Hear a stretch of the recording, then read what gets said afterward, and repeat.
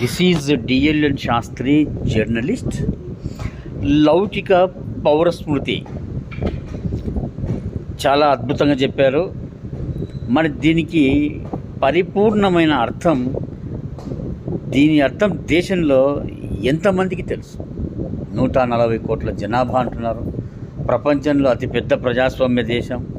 భిన్నత్వంలో ఏకత్వం, భిన్న మతాలు, భిన్న సంస్కృతులు, భిన్న సాంప్రదాయాలలో అన్నీ సర్దుకుపోతున్నాము అన్నటువంటి దేశంలో ఏమి తెలుసు అని చెప్పి సమాజానికి ఈ విధమైనటువంటి అర్థం పర్థం నేను చెప్పుకుంటూ వస్తే ఇప్పటికే 77 ఏళ్ళు అయిపోయింది. 78 మొదలు అయినాం.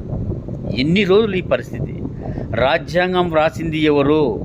వాస్తవాన్ని కోట్ల ప్రజానికి చెప్పే ధైర్యం ఈ దేశ నాయకులకు ఉందా?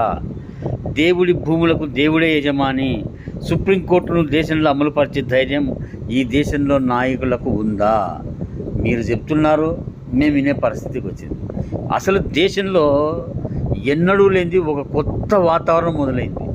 గతంలో ప్రశ్నిస్తే తప్పనే వాడిని ఇప్పుడు మాట్లాడితే తప్పనే పరిస్థితికి వచ్చేసింది వ్యవహారం.